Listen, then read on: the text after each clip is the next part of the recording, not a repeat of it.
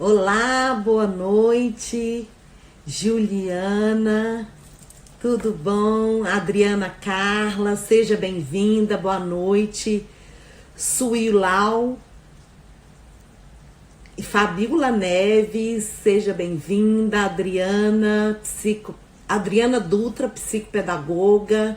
Fabiana Prado, minha prima, um beijo no tio Omar. Tudo bom, pessoal? Seja bem-vinda. Luhane, Márcia, minha irmã linda, seja bem-vinda. Quero ver a participação de vocês com perguntas. Sejam muito bem-vindos, viu? É um prazer recebê-los aqui mais uma vez. Hoje nós temos uma convidada, a Carla Castro. Vamos esperar ela entrar aqui para a gente conversar um pouquinho. Patrícia, Bernardo, Fernanda, Sil Palhano, Cíntia de Paula, seja bem-vinda. Eduque Ação, Virgínia Coutinho, a Virgínia também tá aí, seja bem-vinda. A Virgínia também é da Clinapse.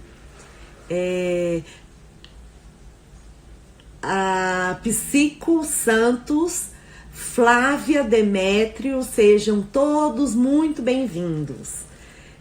Então, hoje nós vamos falar sobre as funções executivas. Quem vai falar conosco é a Carla Castro. Ela é neuropsicopedagoga da Clinapse. Já tem uma fã, a Cíntia de Paula, tá dizendo que a Carla Castro é maravilhosa. É mesmo, ela é maravilhosa. Nós trabalhamos juntas na Clinapse. É uma clínica que funciona aqui na Asa Sul, em Brasília, Distrito Federal. Tem a Carla, que trabalha mais especificamente com essa área de estimulação, com as funções executivas, com o PEI, aquele programa de estimulação. Ela até pode falar um pouquinho pra gente quando ela entrar, né? O que é o PEI, como ela aplica. Ela é certificada. E nós temos a Débora, que estará conosco na quinta-feira. A Débora é fonoaudióloga, excelente também. E eu, que sou psicopedagoga e atuo com pessoas, estudantes com deficiência e mais fortemente na área de alfabetização. Então, os meninos lá da clínica que estão nessa área, nessa fase de alfabetização, estão comigo.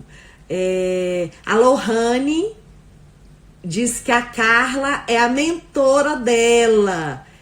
Carla, você tá aí? Para você entrar, você tá cheia de fãs, Carla.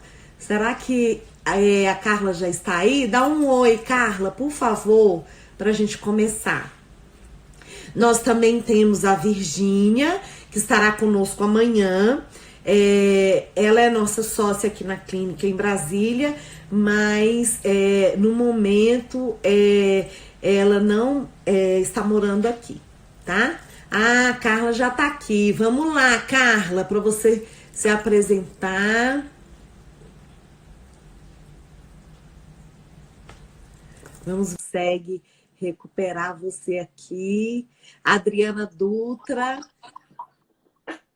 seja bem-vinda. Oi, Carla! Seja bem-vinda, Carla. Muito obrigada, Mara. Eu tô aqui te apresentando, mas eu gostaria que você se apresentasse primeiro.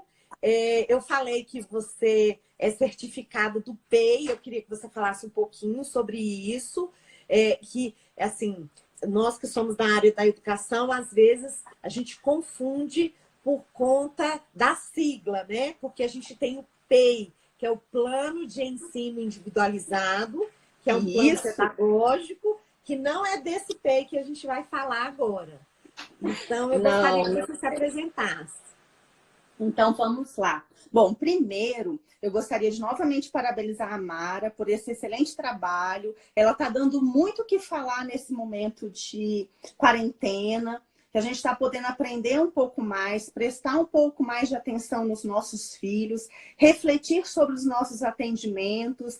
Então, tem sido uma oportunidade, um canal muito bom, né? Muitas vezes, no nosso cotidiano, a gente não tem tempo de falar sobre determinadas coisas que são importantes de se observar. E eu acho que se tem alguma coisa boa nesse momento de quarentena, é esse momento da gente prestar atenção naquilo que a gente não estava tendo muito tempo para prestar atenção. Hoje começou a chover por aqui. E a minha casa é de madeira, ela é muito escura. E de última hora eu tive que bolar aqui um cantinho para gente conversar. Então, eu ainda estou aqui brigando com a luz, e briga, e briga, e briga, e briga. Então, vamos lá. Mara, como você divulgou uma aula, eu preparei mais ou menos uma aula mesmo. E uma aula com o seguinte público-alvo: professores e profissionais, pais, e principalmente um roteirinho para a gente entender um pouco, numa linguagem mais simples, nada rebuscado, o que são funções executivas, quais são, né, por que ela é importante para a aprendizagem, e dicas para os profissionais, para os pais e para se fazer em casa. Então, se você não se importar, eu vou responder o que é o PEI, preparei até aqui, tá até aqui para vocês, vai ter material hoje para vocês, Olha que legal! Filha, é aula mesmo, não pedi uma aula, então vai ter uma aula. Deixa eu só verificar aqui mais uma coisa, que eu tô me achando muito branca. Piora ou melhora? Melhora. Assim tá melhor. Ótimo. Então, vamos lá. Funções executivas. O que são? São um conjunto de processos cognitivos e metacognitivos que a gente nasce com eles. Porém, a gente nasce com a competência. A gente não nasce com a potencialidade disso. Existem vários teóricos e várias versões do que são funções executivas. E hoje eu trouxe 3 delas, as 3 mais importantes para estar falando com vocês. Eu vou bem anotar. Excelente. Outra coisa. Mara, estão pedindo para você gravar a live. A Fernanda acabou de entrar. É mãe de 3 príncipes muito lindos. Adoro. Que eu tive o prazer de atender lá no programa de educação precoce. Deixa então, eu só falar dessa questão da gravação. As lives, elas ficam disponíveis aqui no Instagram por 24 horas. E a gente grava e coloca no YouTube. Então, quando sair daqui do Instagram, a gente já posta no YouTube. Mara Rúbia Martins, no YouTube. Vai ter essa live com a Carla e todas as outras anteriores, outras aulas que eu dei, tá bom? Não preocupem. Se vocês perderem aqui, fica 24 horas e depois a gente posta lá no YouTube, tá bom? Vamos lá, Carla. Então, vamos lá. Então, vamos pensar, a gente estruturou a nossa aula assim, Tá dando para ver? Tá, só que pra gente fica invertido. Então a vou câmera fazer o seguinte, inverte. eu vou falar e depois a Mara, quando ela for editar o vídeo para colocar lá no YouTube, ela vai colocar essas lâminas e algumas pessoas também que eu vou estar indicando, porque eu sei que essas perguntas sempre aparecem, tá certo? Uhum. Então vamos lá. Ok. Vamos retomar então. O que são funções executivas? Funções executivas são processos cognitivos e metacognitivos que servem para o indivíduo trabalhar, se organizar, se instrumentalizar para o cotidiano, para viver. Todos nós, todos os seres humanos, nascem com essa estrutura. Carla, mas meu filho tem um desenvolvimento atípico. Todos nós nascemos com essas estruturas. Porém, a gente não nasce com a competência de utilizá-las. E esse foi a grande contribuição de inúmeras pesquisas na área da neurociência que atualmente chegaram com muito mais força e com muito mais possibilidades de diálogos e intervenções na área educacional. Perguntas como, por exemplo, poxa, por que eu vou, trabalho com aquela criança, mas aquela criança não rende, né? Muitas vezes, a gente, por não conhecer essas funções cognitivas, a gente não atua de forma adequada no desenvolvimento de estruturas que são necessárias para a aprendizagem. Sem elas, a gente não tem como ter um bom processo. A aprendizagem é processo, não é uma caixinha fechada e parada, é processo. E sem essa base, sem esse alicerce, a gente não tem boa competência de aprendizagem. E é por isso que o trabalho em conjunto, né? Por exemplo, o trabalho da psicopedagogia com a neuropsicopedagogia, o trabalho da fono com a neuropsicopedagogia, entre outros, é tão importante. Muitas vezes a gente fica atuando só na falha e esquece que existe toda uma estrutura que tem que estar boa para que a aprendizagem aconteça. E aí, eu elenquei 3 funções cognitivas, funções executivas, que estão dentro das funções cognitivas, para falar aqui hoje para vocês. Por quê? Porque existem inúmeras, existem milhares. E por isso que é tão importante, quando uma criança começa a fracassar no seu processo de aprendizagem, a avaliação. E aí, Mara, já fica uma dica aí para a gente falar de avaliação numa das lives, né? Posso continuar? Só te perguntando, já que você falou de avaliação, quem é que faz a avaliação das funções executivas? Qual o profissional? Excelente pergunta. Depende. Por que depende? O profissional mais competente para fazer a avaliação das funções executivas é o neuropsicólogo. É ele que faz a avaliação do coeficiente de inteligência. Ah, Carla, mas isso não usa mais hoje em dia. Infelizmente, ainda é uma medida importante para o trabalho dentro das dificuldades de desenvolvimento e do desenvolvimento atípico. Nós não nos pontuamos mais nesse tipo de mensuração como única verdade, mas ela também é importante, né? Uhum. Então, o melhor profissional para avaliar as funções executivas é o neuropsicólogo. E nós temos vários tipos de neuropsicólogo. Nós temos um neuropsicólogo que avalia mais a criança, aquele que avalia mais o adolescente, e o neuropsicólogo do adulto e já da pessoa mais idosa. Porque estimular as funções executivas não é só para criança, que é um outro erro muito comum das pessoas acharem. Mas quem é o melhor profissional para avaliar as funções executivas na área da aprendizagem, Mara? O neuropsicopedagogo. E o psicopedagogo. Nós temos muitos cursos da área da psicopedagogia também no Brasil que tem a sua base na neuropsicologia, né? Então, a gente tem que procurar, se a gente quer ir para essa área, a gente tem que procurar esses profissionais. Atualmente, o neuropsicopedagogo é um dos profissionais de ponta nessa área, né? Então, fica bem de referência aí esse profissional, né? Um profissional que é competente nessa área de avaliação. Tem algumas pessoas que estão falando... Aqui no Distrito Federal, a Carla Castro, na Clinapse. Quem quiser o telefone, tá lá na nossa divulgação, podem procurá-la. Carla, a gente tem uma pergunta. A partir de que idade essa avaliação pode ser feita? A Adriana Darós, deve ser, está perguntando. Desde tenra idade, por incrível que pareça, né?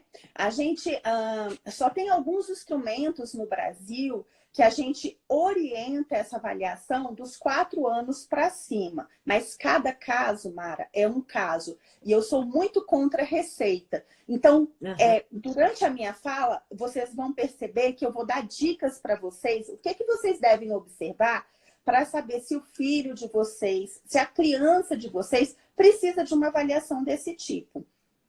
Posso continuar? Pode, é isso que a gente quer saber. Então vamos lá. 3, então, funções executivas que eu vou falar um pouquinho delas, porque elas são muito importantes para o aprendizado. O controle inibitório, ou a inibição, a memória de trabalho e a flexibilidade cognitiva. Gente, está tendo muitas perguntas. Eu vou abrir no finalzinho para a gente responder algumas delas. Ou então, Mara, você interrompe quando a gente já estiver falando do assunto. Pode ser? Pode ser. Eu então, levanto o dedo assim. Controle inibitório. O controle inibitório é aquele que controla os nossos impulsos, que nos faz ter capacidade de permanência na atividade, que envolve atenção sustentada, que tem a capacidade de inibir e de organizar estímulos que eu devo prestar atenção naquela hora ou eu não devo prestar atenção naquela hora. Por exemplo, eu estou aqui agora falando com vocês, mas eu estou vendo o WhatsApp tocando, cachorro latindo, uma série de outros estímulos e é o meu controle inibitório que está falando. Não, mas o mais importante agora é você estar conversando com essa turma linda que está entrando na live da Mara. Então, eu estou aqui focada intencionalmente na atividade que eu estou executando. E o controle inibitório, Mara, ele é treinado. Volto a falar, todas essas funções a gente treina no cotidiano. É errado a gente pensar que uma criança nasce com toda essa estrutura pronta e potencializada para agir. Ela vai aprender a lidar com isso. E outra coisa muito importante, cada idade, cada fase do desenvolvimento, eu não gosto muito de falar de desenvolvimento etário, mas a gente pode falar de desenvolvimento daquela fase do desenvolvimento, ele tem um trabalho adequado para se fazer nisso. Então, por exemplo, uma criança, vamos pensar numa criança bem pequena, uma criança de 2 anos de idade. Sabe quando ela começa a colocar o dedinho na tomada e você fala, não? E sei. ela vai lá de novo e você fala, não, pois ela está aprendendo os limites iniciais de se trabalhar com esse controle inibitório, né? Ou então, quando você fala lá com 3 aninhos de idade, agora você vai ficar sentadinha aqui, prestando atenção no que a mamãe vai te falar. Eu estou aprendendo a lidar com o meu controle inibitório. Quando nos 4 aninhos, a criança começa, mamãe, mamãe, mamãe, mamãe, mamãe, mamãe, mamãe. E você fala para ela, calma, que agora é a minha vez de falar. Calma, agora é a sua vez de jogar. Calma, eu já vou te entregar o seu suco. Eu estou treinando o controle inibitório. Você percebe que, então, desde muito pequeno, a criança tem essa competência, essa habilidade, mas ela tem que ser trabalhada para cada vez mais ela trabalhar com maior competência para fazer isso. Certo? Então, vamos agora falar de memória de trabalho. A memória de trabalho, nossa, tantos teóricos, tem tantas divergências sobre a memória. Só para você ter uma ideia, memória e atenção já foram colocadas dentro das funções executivas, já foram retiradas, já foram trabalhados como metacognição, já foram retirados. Eles estão lá brigando. Enquanto isso, a gente está aqui trabalhando. Mas o que é memória de trabalho? Ela é aquela que nos faz ter a manutenção em mente daquilo que eu tenho que observar ou que trabalhar, daquilo que naquele momento eu tenho foco. Ela também é a capacidade que eu tenho de manipular informações que eu trago da minha memória de longo prazo para trabalhar naquele momento. Então, por exemplo, eu vou trabalhar uma sequência de cores, eu vou trabalhar uma receita, que são uma sequência de ingredientes, eu vou arrumar a minha cama, que é uma sequência de movimentos, de execuções. Primeiro eu estico o lençol, depois eu estico a coberta, depois eu ajeito os travesseiros. Isso tudo depende da memória de trabalho. Principalmente, a memória de trabalho é o que traz coerência ao pensamento. E memória também é treinada. Aham. Então, quando eu falo para uma criança, por exemplo, que está lá no processo de alfabetização, a letrinha A. Quando eu falo da letra A, ela tem que colocar na memória de trabalho dela o desenho da letra A, o som da letra A, como se escreve a letra A, quais são as palavras que também têm a letra A. E tudo isso vem para a memória de trabalho, para ser trabalhada, para ser organizada. Então, memória de trabalho é uma das funções mais importantes para se aprender. E até em se tratando, por exemplo, da escola, né, é fundamental. E aí, por exemplo, você falou da questão da avaliação. Se na avaliação você já detecta algum problema aí nessa memória de trabalho, a intervenção pode ser focada aí, não é, Carla? Sim. Normalmente, todas as crianças, né, que fizeram a avaliação conosco lá na Clinapse, por exemplo, a gente tem essa questão, olha, ela agora está precisando mais de um reforço na área da alfabetização ou de um processo estruturado na área de alfabetização, só que essa criança esquece tudo que essa profissional faz, por exemplo. Então, a gente sabe que só esse tipo de trabalho não vai dar resultado, ela precisa de desenvolver essas habilidades e competências. Então, é muito, muito, muito importante que a gente, ao pensar em aprendizagem, hoje em dia, lembre-se que a aprendizagem não vem do nada. E mais importante, Mara, a aprendizagem do currículo formal, que é o currículo escolar, ela depende de uma plenitude da nossa metacognição, das nossas funções cognitivas, né? Uma criança que tenha qualquer lacuna nesse processo, ela tem muitas dificuldades com o processo estruturado de aprendizagem. E aí eu estou falando diretamente da escola, né? Uhum. É muito importante. Hoje em dia nós temos crianças com dificuldades de aprendizagem, que necessariamente não são crianças que têm um diagnóstico, mas que se você começar a intervir cedo, você faz com que essa criança tenha excelente desempenho em outras áreas da vida, do cotidiano.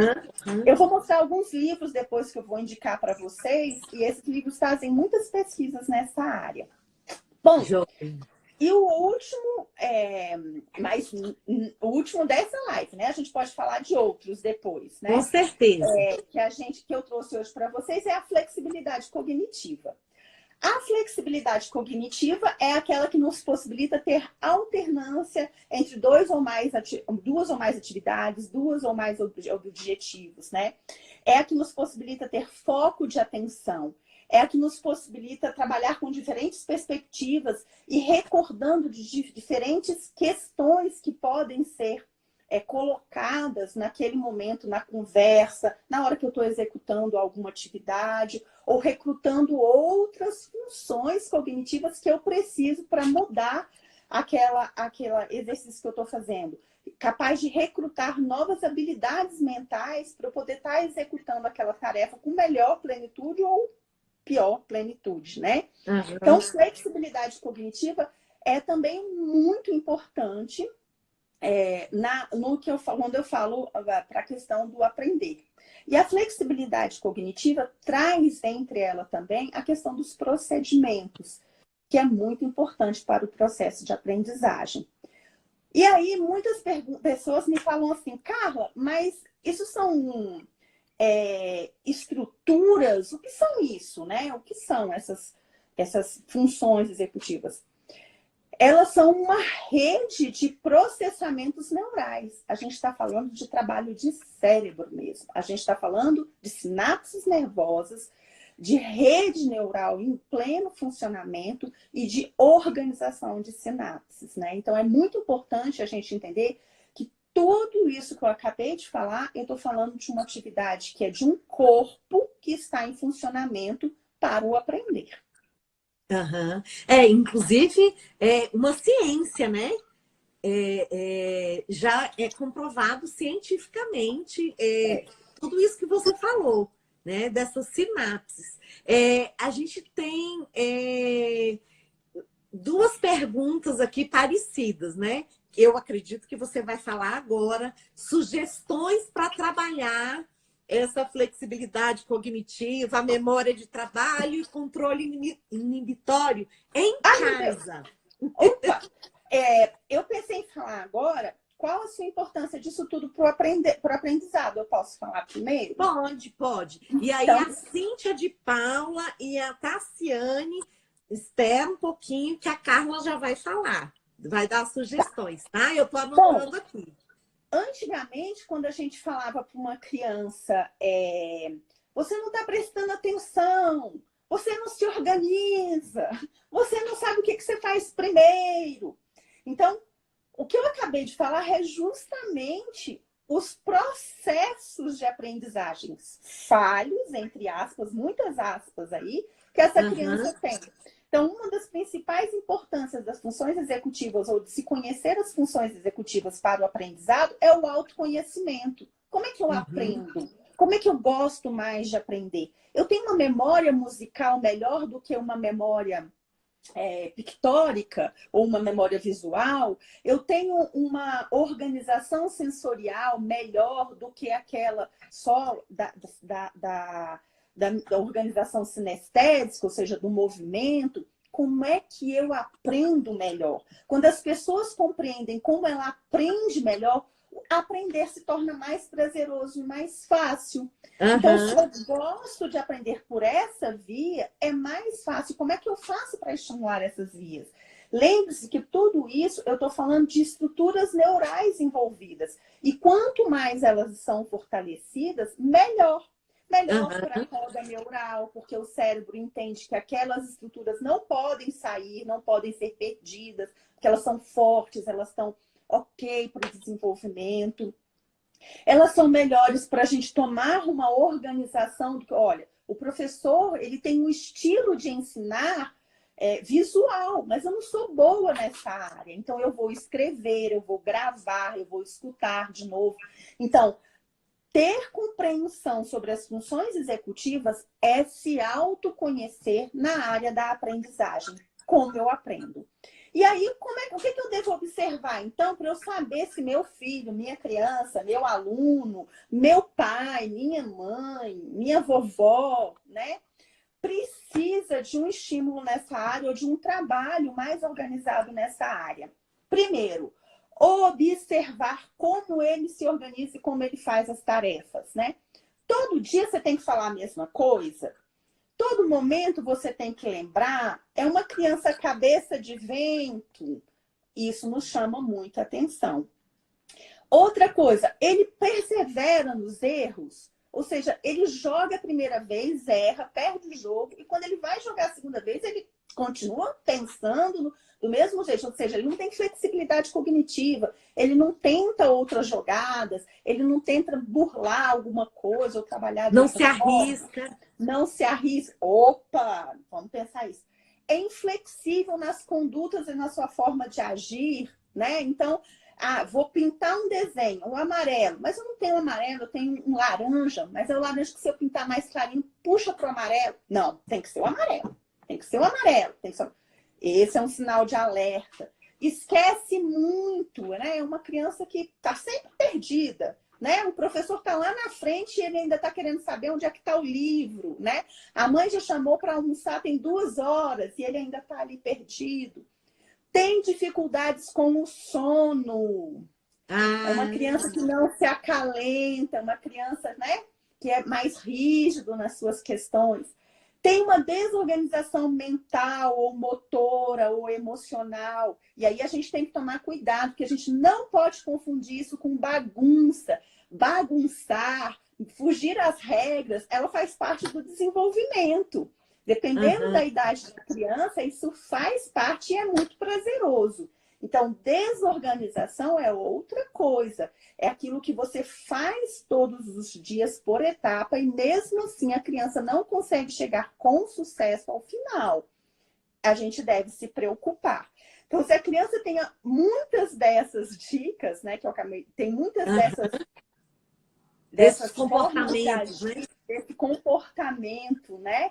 É bom vocês procurarem um profissional. Para os pais, buscar informações sobre o desenvolvimento do seu filho.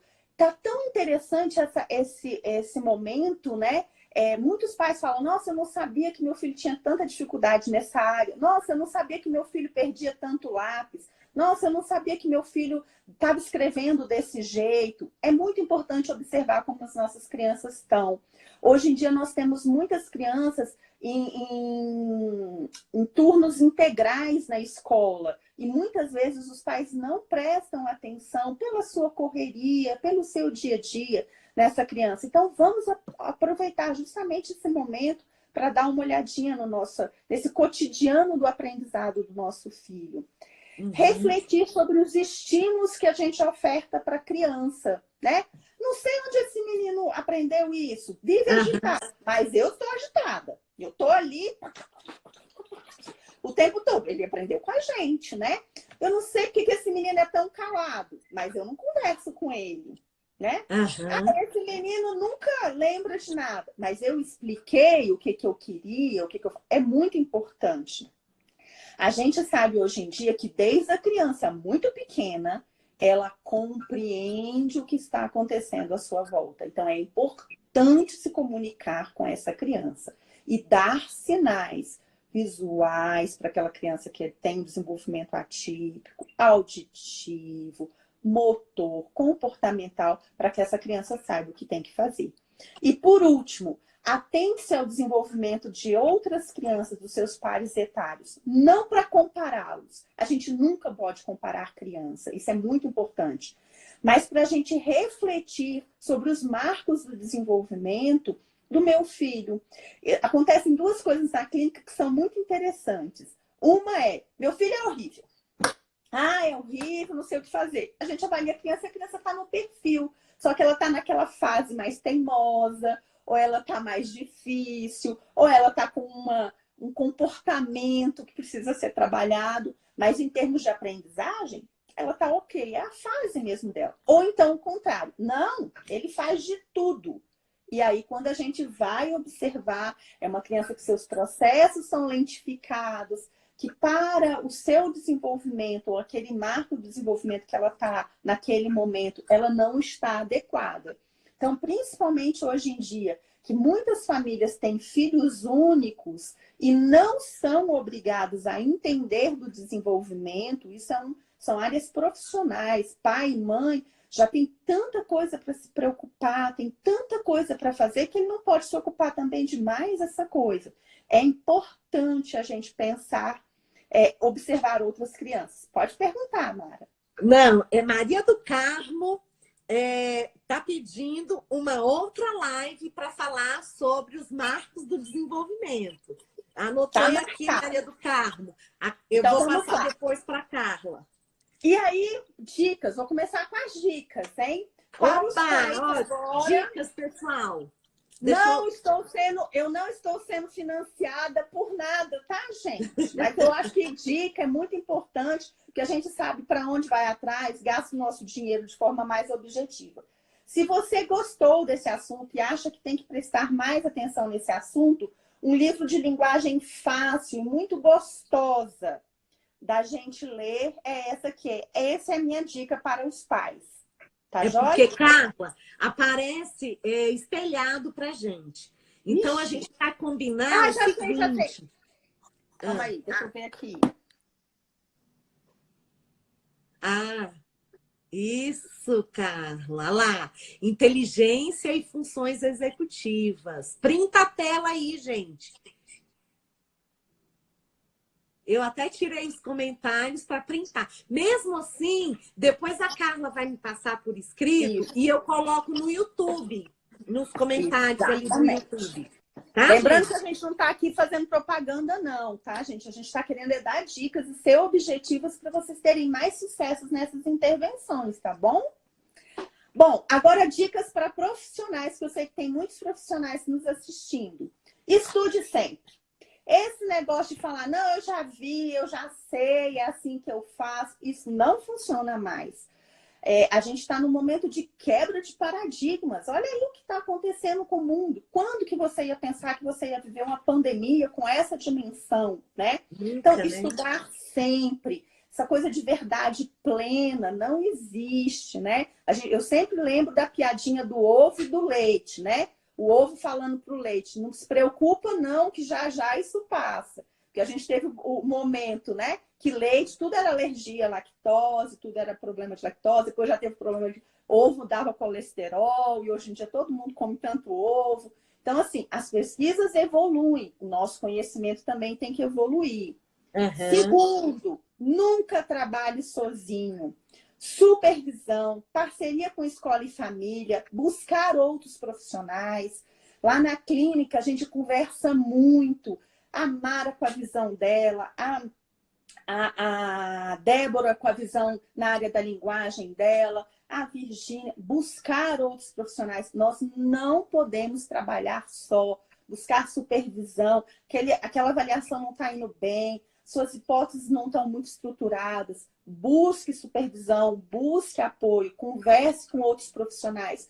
Isso vai fazer com que você aprenda mais e, principalmente, seja um profissional melhor para atender uma pessoa que é muito amada por uma família, que tem um pai, uma mãe que está acreditando em você, profissional, e que é o melhor para o seu filho. Então, sempre, nunca trabalhe sozinho.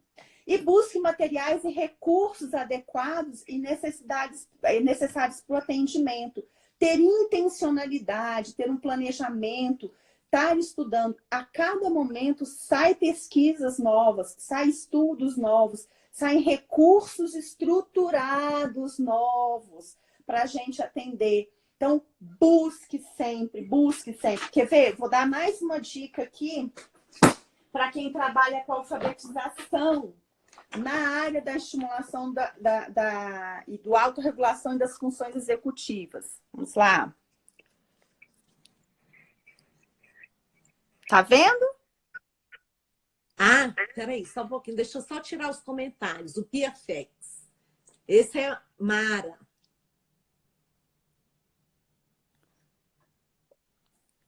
Existe todo programas com pesquisas, com estudos, com artigos. Então, por exemplo, esse é um excelente material para alfabetização. E ele não trabalha com a alfabetização em si, ele trabalha com os precursores da autorregulação, das funções executivas que são necessárias para a criança se trabalhar bem. Então, é muito importante. Muito excelente. importante. E só complementando, gente, não tem só o manual, vem também o material. Então, você compra o livro e o material também. Olha lá, a caixa, né? Com o material, ó. Voltando a falar, hein, gente? A gente não está fazendo propaganda, mas a gente rala muito e a gente tem que se ajudar. O que a gente está aprendendo com essa pandemia é que a gente tem que dar as mãos e andar juntos. E agora, dicas para fazer em casa. Pode ser? Isso. Tá todo mundo esperando esse momento. Eu só quero depois, Carla, no finalzinho, uns minutinhos, porque eu tô anotando os comentários também. Você tá bombando. Gente, dicas para fazer em casa. Vamos lá. Então, vamos lá. Brincar e jogar. Sozinho, com regras inventadas, brinquedos estruturados e não estruturados, recurso concreto, sem recursos, variando as formas de ofertas e o tipo de estruturas. Desde a montagem de recursos, como recursos de sucata. Ai, peraí, deixa eu tirar os comentários, gente. Isso. Tá vendo? Que legal! Olha, desde a construção de recursos de sucatas. Ai, Fabiola! Quer ver uma coisa que eu faço muito com os meus alunos e eles amam? E essa questão da memória sensorial, ela é muito importante mesmo. Deixa eu pegar aqui, que eu faço e eu tenho certeza que todo mundo pode fazer em casa. Uma caixa de cheiros, ó.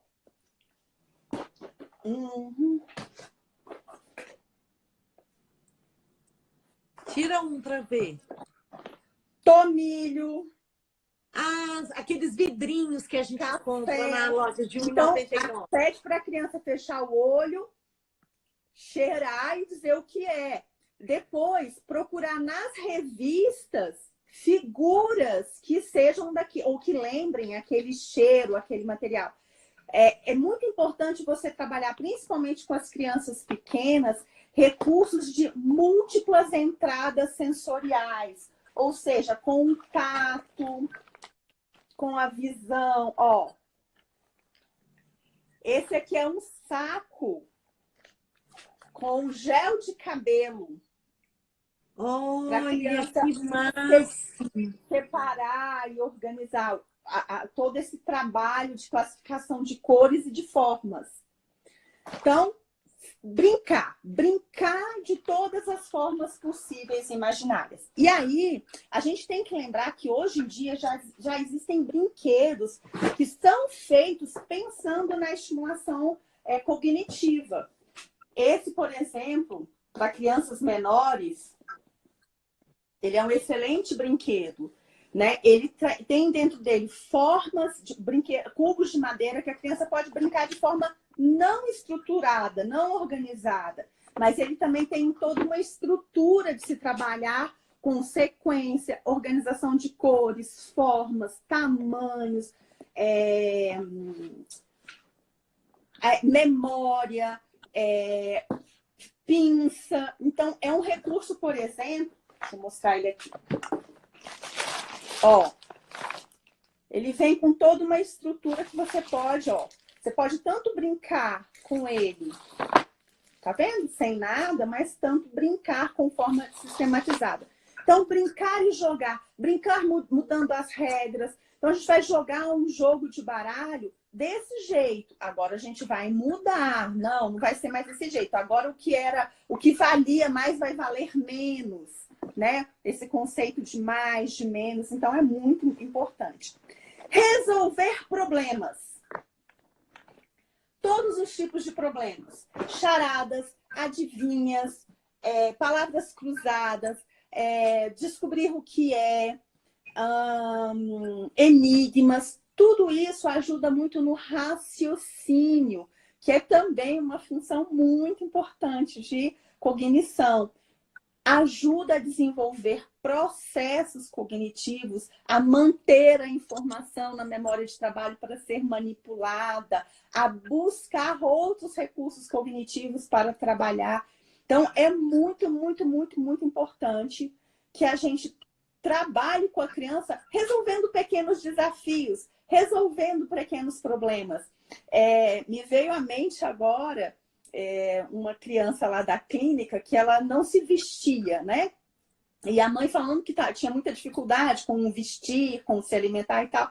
E a gente falando, transforma isso em um desafio. E aí ela contando que um dia a criança colocou as duas perninhas no short, né? No mesmo buraquinho do short. E ela lembrou da gente e falou assim, e agora, como é que você vai resolver esse problema? Isso. Ele olhando para ela assim, tem que tirar essa perna. Pronto, por que você tem que tirar essa perna? Porque são duas. Ou seja, a criança recrutou uma série de questões, uma série de informações para resolver aquele problema que é um problema do dia a dia. Né? A gente vestir roupa, tirar roupa.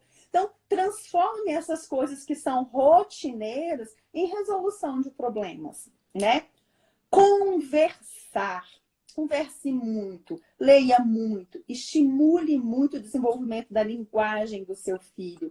Está comprovado por pesquisas que linguagem é uma das bases mais importantes para o desenvolvimento das boas funcionalidades intelectuais, metacognição e funções cognitivas. Então, linguagem é um arcabouço muito importante da criança. Mas para a criança conversar, para a criança falar, é importante que ela tenha toda essa estrutura de estar escutando, de estar conversando, de estar dando significado à conversa, né? Então, conte livros para os seus, histórias para os seus filhos, usem recursos. Ó, eu gosto muito desse material, porque esse material dentro, você monta figuras. Então, desde a cabeça, corpo e pés, como você pode trabalhar essas estruturas silábicas e de palavras com o seu filho, né? Então, se você tirar a cabeça aqui do jacaré, ó, vou tirar a cabeça do jacaré, tá vendo? E colocar, por exemplo, aqui a cabeça do elefante. Deixa eu tirar aqui a cabeça do elefante. E agora? Como é que vai ficar? Tá certo? Tá errado? Né? Combina? Não combina? E agora como é que a gente pode chamar um animal que tem cabeça de elefante e corpo de jacaré? Inventar também, né? Criar as mesmas coisas. Faça generalizações quando você estiver contando histórias para o seu filho, né? Então, por exemplo, esse livrinho aqui, Meus Primeiros Animais, eu também gosto muito dele, porque ele fala do som, ó, que animal peludo faz esse som. Au, au. Aí tem o cachorrinho e tem como se escreve. Então, lá na clínica, às vezes com crianças grandes, crianças de 6, 7 anos, eu tiro esse material e pergunto para ele, por exemplo, isso aqui tá certo? Ó, esse bicho, será que se escreve assim? Será que se escreve assim? Né?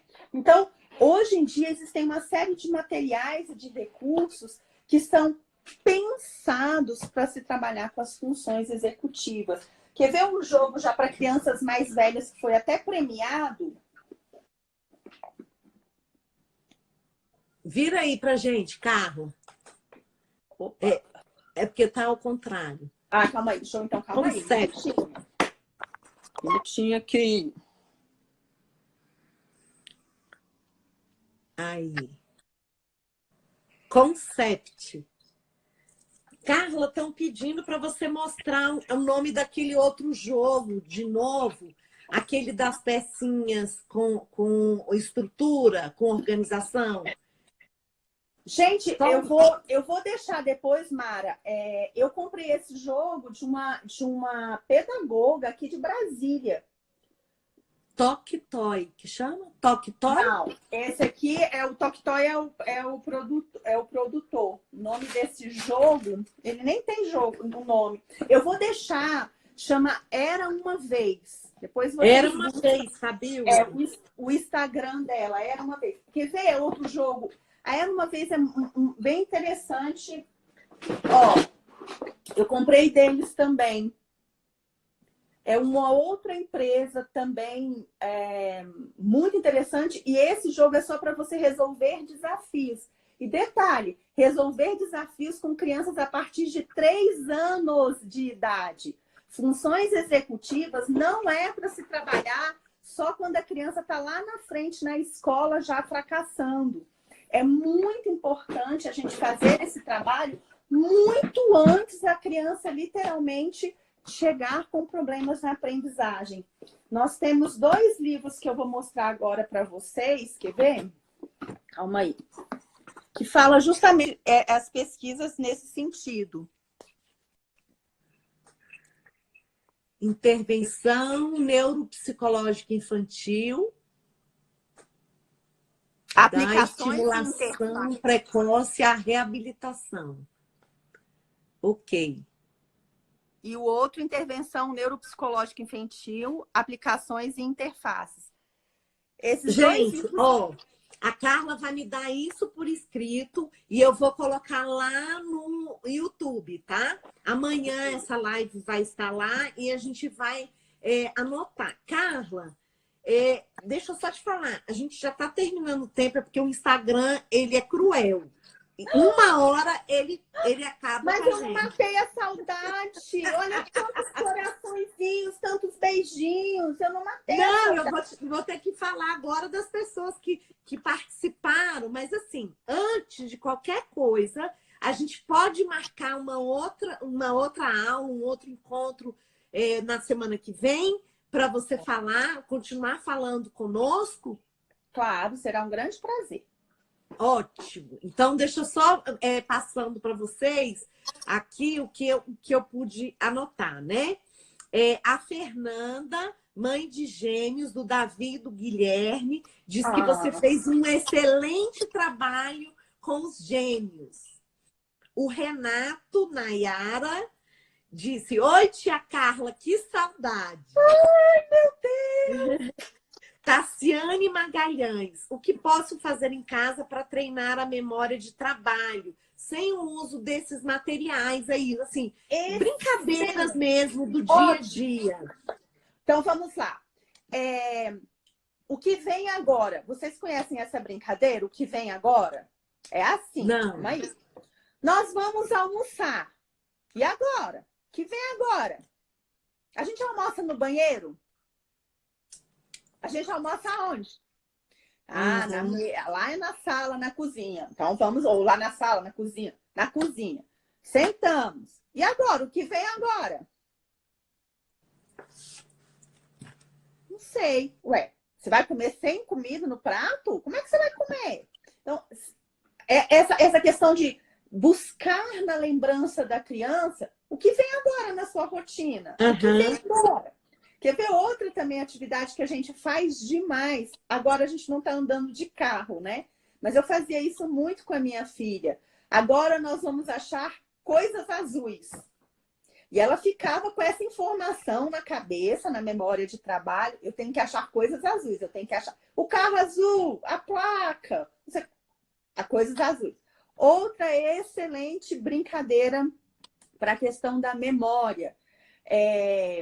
Cálculo mental, brincar de jogo da memória mesmo. E aí, jogo da memória, Mara, para quem nesse momento que a gente não está podendo sair de casa, não podendo comprar nada, faz um jogo de memória com fotos, faz um jogo de memória com revista, com capa de revista, capa de encarte. É recortar mesmo a cartolina, o papel, colar aquela figura e achar. Jogo de memória de fotos eu gosto muito porque é assim, olha, nós temos que achar nas fotos as pessoas, ou seja, mas as pessoas elas estão fazendo outras coisas. Então tem uma foto minha lá brincando, outra foto minha estudando, uma foto do meu pai, por exemplo. Então eu virei a foto do meu pai e a minha? Não, isso não faz parte, não sou eu. Né? Então, jogo de memória é excelente para a memória de trabalho. Todas aquelas atividades que você tenha que ter em mente algo que você tem que estar se recordando sempre, né? Então, é muito bom para o jogo de memória. Todas aquelas atividades que recrutem algo que você tem que estar sempre se lembrando, né? Então, toda vez que a mamãe falar uma palavrinha que começa com a letra A, você tem que bater uma palma. Olha, gente, que legal. Nossa, eu Esse não precisa de recurso nenhum, né? Nossa, eu acordei.